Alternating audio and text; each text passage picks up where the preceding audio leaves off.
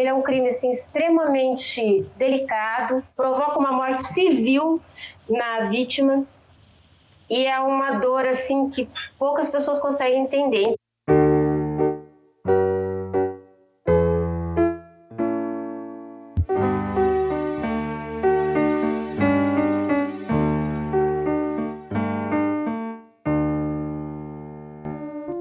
Fomos queimadas na fogueira, estupradas, tivemos nossas vaginas e seios mutilados, os nossos corpos marcados a ferro quente e as nossas faces desfiguradas. E tudo isso por sermos mulheres, mulheres que desejam, que estudam, que trabalham, aquelas que tomam para si a autonomia do próprio corpo, e muitas vezes mulheres que apenas vieram a existir.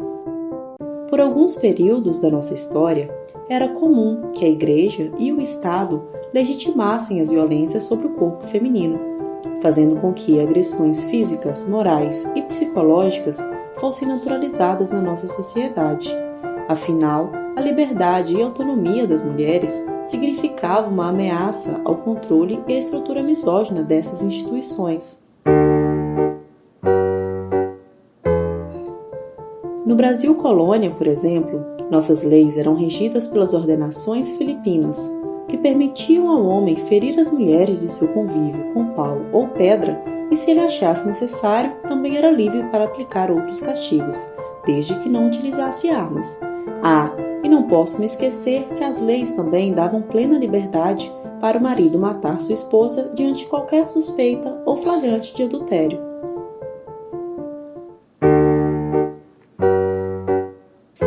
Caça às bruxas. Quando a gente ouve esse termo, logo já pensamos naqueles filmes e séries de magia. Mas e se eu te contar que uma mulher já pode ter sido queimada viva bem aí na praça da sua cidade, hein? Por mais que a Inquisição não tenha de fato se instaurado aqui no Brasil, entre os séculos XVI e XVIII, nós chegamos a receber cerca de 3 a 4 visitas da Inquisição de Portugal. E nesse período, a Igreja Católica perseguiu, acusou e julgou várias mulheres por bruxaria, e algumas de fato foram queimadas na fogueira. E quem eram essas bruxas? Basicamente, qualquer uma que fosse contra as normas ou ideias da Igreja.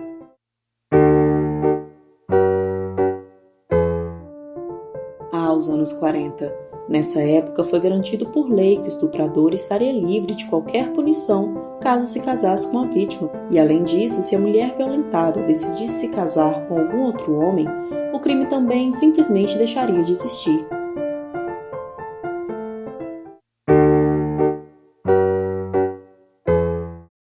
O artigo 7º da Lei Maria da Penha, ele fala o seguinte: são formas de violência doméstica e familiar contra a mulher, entre outras. Ou seja, é um rol, mas não é um rol que fecha. Aí vem a violência física, inciso 2, a violência psicológica, inciso 3, a violência sexual, inciso 4, a violência patrimonial e, finalmente, o 5º, violência moral. Nos relacionamentos abusivos, o que a gente verifica é todo tipo de crime, mas o que mais acontece, mas lamentavelmente fica invisível, é a violência psicológica. Aí vem a física, tá? Violência física e violência sexual. São as 3 mais. Mas na estatística do mapa da violência, do atlas de violência, não vai estar a psicológica em primeiro lugar. Mas ela é o primeiro lugar. É porque ela fica invisibilizada. De certo, as violências sobre o corpo feminino nunca deixaram de existir. Pelo contrário, elas se modificaram e se atualizaram para perpetuar também na sociedade contemporânea. Nesse contexto, vamos falar agora de uma ramificação que vem crescendo junto ao desenvolvimento da internet, a disseminação não consentida de imagens íntimas. A prática se caracteriza pelo ato de divulgar, compartilhar, trocar ou vender imagens e conteúdos audiovisuais íntimos de outra pessoa sem autorização dela nas mídias sociais. E adivinhe só, a maioria das vítimas são mulheres. E para irmos mais a fundo, vamos falar de dados agora. Em 2018, o Projeto Vazou coletou uma série de informações sobre a divulgação não consentida de imagens íntimas no Brasil. O grupo obteve depoimento de 141 vítimas, e dentre elas a maioria se identifica como jovens do gênero feminino. No quesito faixa etária, 24 anos é a idade mais frequente. E além disso, a maioria das pessoas que vazaram os arquivos são homens. A pesquisa também demonstra que na maior parte dos casos, a vítima tinha ou tem um relacionamento com o agressor. Foi em 2019, no final de 2019, e eu estava na segunda série do ensino médio. E foi um ano muito difícil para mim também, porque eu estava sozinha praticamente na escola. Os meus amigos não estavam falando mais comigo. Eu passava o intervalo no banheiro, sozinha. Acabou que eu conheci esse garoto pela internet, num aplicativo assim, de conversa. E a gente começou a conversar. Eu só estava conseguindo me comunicar assim, com pessoas pela internet. Ele falava que tinha 20 anos para mim, né? Mas depois eu descobri que ele era mais velho. Eu não descobri sozinha, foi porque assim, depois de um tempo que aconteceu, depois de um ano, na verdade, que aconteceu, uma pessoa da delegacia me ligou para minha mãe, na verdade, perguntando se eu podia ir até a delegacia dar o meu depoimento, porque eles tinham recebido outro boletim de ocorrência no nome da mesma pessoa, com o mesmo tipo de coisa, sabe? Tipo, ameaçar vazar fotos íntimas. Ele não mentiu para mim a aparência dele, nem nada. Para outra pessoa, para outra garota que mandou o boletim de ocorrência, ele usava fotos de outras pessoas. Que no começo, ele não tinha intenção de fazer o que ele fez, só que quando eu falei que eu não queria nada com ele, ele começou a me ameaçar. Era só online, ele até me chamou para sair, só que a minha mãe não deixou, porque a minha mãe não confiava nele. Já tinha acontecido, tipo, ele tinha mandado foto, e aí ele falou, manda pra mim e tal. De tanto a gente insistir, eu acabei mandando, né? E, tipo, eu mandei sem rosto, óbvio. E depois, quando eu falei que eu não queria mais nada com ele, ele começou a falar, tipo, você tem certeza que você não quer nada comigo? Ou você quer que eu vá suas fotos pra todo mundo do colégio? E aí eu entrei em desespero, né? Eu não sabia o que fazer. E na hora, assim, de desespero, eu falei, tá, né? E aí ele falou, tá, então até a gente se encontrar, você vai fazer tudo que eu mandar. E um dia depois dele falar isso, ele falou assim, eu quero outra foto, só que agora eu quero uma foto com o rosto aparecendo. E aí, nesse momento, eu falei, não. E aí, nessa hora, eu fui falar com a minha mãe, né? Eu fui contar pra ela, porque eu tava na casa da minha amiga. Então, eu mandei mensagem pra ela no WhatsApp, contando tudo. E aí, a minha mãe, tipo, falou, não, bloqueia ele, relaxa, que eu vou falar com minha amiga, porque a amiga dela é delegada. Vou falar com ela pra ver o que eu posso fazer e fica tranquila. Então, isso me deixou bem mais tranquilo. A minha amiga, nesse momento, eu tava no quarto dela e ela tava tomando banho, né? Porque a gente ia sair. E aí, tipo, eu tava sentada assim no chão e eu comecei a chorar muito. Ela não fazia ideia que tava acontecendo nada e tal. Aí eu contei pra ela e tal, mas só ela e mais um amigo meu que ficaram sabendo. A vida pessoal dessas meninas é de que elas sofrem uma mudança drástica depois do acontecimento. Tem os impactos pessoais, assim, né, psicológicos mais voltados para os aspectos intraindividuais, como experimentar depressão, ansiedade, uma hipervigilância em relação a checar diversas vezes as redes para ver a proporção desse fato. Você fica como se fosse um estresse pós-traumático. Assim, qualquer situação parece que te reedita tudo que você viveu. A gente vê alguns casos com tanto a intenção, né, a intencionalidade da ideação suicida, até mesmo alguns casos de cometimento, né? E do ponto de vista social, então, desde uma mudança de escola por não ser suportável mais aquele ambiente de humilhação pública, até mesmo a decepção com a rede de apoio, com amigos que aparentemente estariam do lado delas. Então, tanto as mudanças que afetam ela e a própria família, né? Como as mudanças que, de uma certa forma, reproduzem os estereótipos de gênero.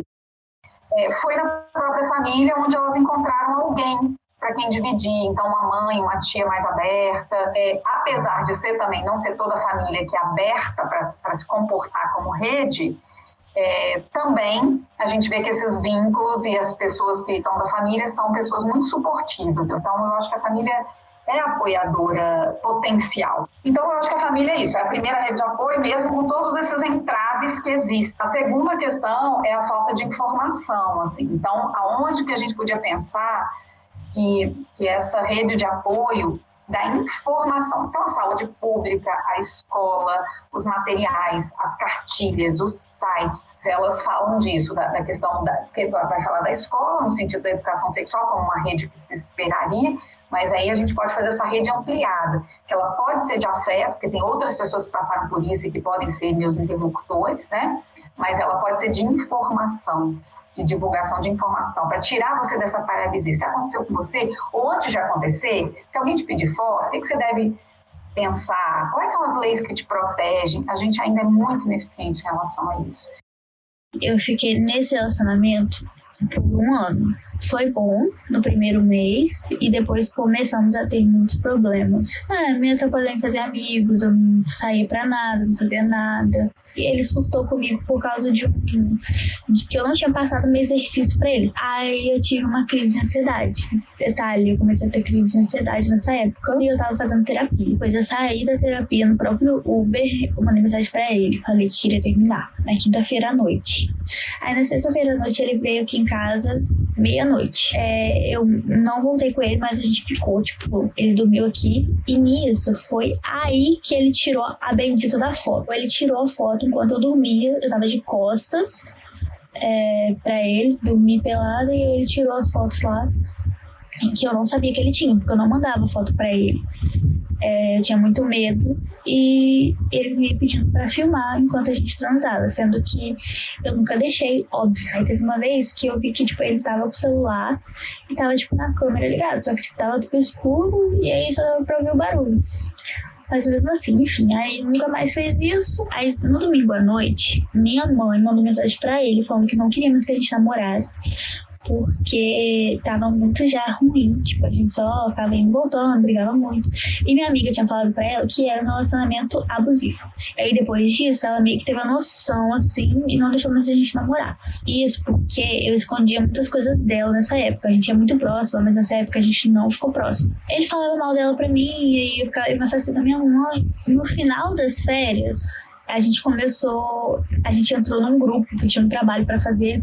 A gente não se falava mais, só que o grupo tinha sido feito quando a gente ainda namorava. Aí a gente começou a discutir nesse grupo por uma bobeira, porque eu queria fazer tal coisa no trabalho e ele ficou encrencando que não era pra fazer.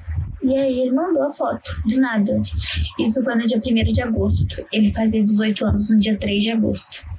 Isso foi numa quinta-feira. No sábado ele faria 18 anos. E no sábado, de dia, eu falei com a minha mãe: mãe, tal coisa aconteceu. Aí, quando eu contei pra minha mãe, ela falou: tá, a gente vai ter que botar ele na justiça, né? Vai ter que fazer um BO, porque isso é um crime. E aí, antes de eu ir na delegacia, eu mandei mensagem pra mãe dele. Aí eu falei que eu teria que ir à delegacia, que eu tinha contado pra minha mãe, que realmente isso era um crime, mas que eu respeitava muito ela. Aí ela me mandou um áudio falando assim: olha só, se você transou com ele, se você namorou com ele, a responsabilidade é sua e você não deve ficar coisando, não sei o quê. E me chamou de várias coisas e tal. Aí eu fui à delegacia, fui com a minha mãe, né? Como eles tinham 17 anos na época do ocorrido, então basicamente não deu nada, levaram à frente, só que o processo foi arquivado. No dia seguinte, eu voltei pra escola. Não foi muito legal, assim, né? Porque, todo mundo sabia. Eu tive um desentendimento com os meninos da minha sala, porque eles não me respeitavam muito, sabe? Por causa do que tinha acontecido. E foi muito difícil. Eu fiquei umas 2 semanas como se eu tivesse de luto, assim. Eu ia pra escola, aí eu chegava e ficava, deitava na cama, do jeito que eu tava. Se tomasse banho, olha lá. Na época, eu fazia terapia, né? que me ajudou muito. O que me ajudou, assim, foi mais esse meu amigo e outros 2 amigos que eu tinha na sala, que era basicamente a gente com comum. Um dos maiores casos de grande repercussão no Brasil aconteceu em 2005, quando a jornalista Rose Leonel teve fotos íntimas divulgadas pelo seu ex-noivo, o empresário Eduardo Gonçalves da Silva. Eu fui vítima há 15 anos atrás da divulgação de imagem íntima não autorizada. Nesse processo todo eu prometi a mim mesma que eu iria criar uma organização que pudesse cuidar de mulheres vítimas desse tipo de crime. Porque esse crime provoca uma morte civil na vítima e é uma dor assim que poucas pessoas conseguem entender. Assim que saiu a condenação do meu ex, eu me senti forte o suficiente para poder fazer, então, a ONG Marias da Internet. Junto com profissionais da área de direito digital, de perícia digital e psicólogos, nós criamos, então, essa organização. Então, nós fazemos um trabalho de conscientização junto com a sociedade, para que a sociedade entenda que essa vítima merece todo o respeito. Nós conscientizamos a sociedade disso e conscientizamos também a vítima, para que ela não se sinta culpada, porque afinal de contas ela é a vítima e a sociedade a vilaniza. O ano de 2018 é marcado por uma conquista para todas as vítimas da disseminação não consentida de imagens íntimas do Brasil. No ano em questão foi aprovada a Lei Rose Leonel, que trouxe em si penas severas para quem divulgasse esse tipo de conteúdo. A pena de reclusão é de 1 a 5 anos, mas se o crime é praticado por agente que mantém ou tenha mantido relação íntima de afeto com a vítima ou com fim de vingança ou humilhação, a pena é aumentada de 1 a 2/3. A pornografia de revanche, ela é nova, portanto, para o direito penal, porque antes, quando o camarada botava na mídia uma foto dela, uma coisa assim, não conseguia colocar com maior gravidade para ele uma penalidade. Então aí veio e botou bem claro a pornografia de vingança. Uma pessoa amiga tua tem fotos tua nua, mas não foi publicado, você não consentiu, não assinou nada autorizando ninguém a publicar aquilo, não é nada de relação íntima de afeto. Briga contigo, houve um rompimento de amizade, de sociedade, de um comércio, e pá, joga. Então a pessoa está no caput.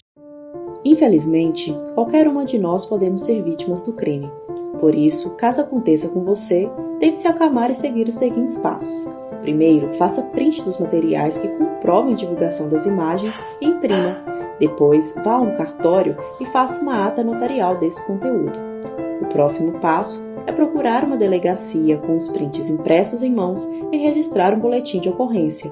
Para você se sentir mais segura, você também deve notificar as plataformas que veiculam o material e exigir que elas retirem as imagens e vídeos do ar.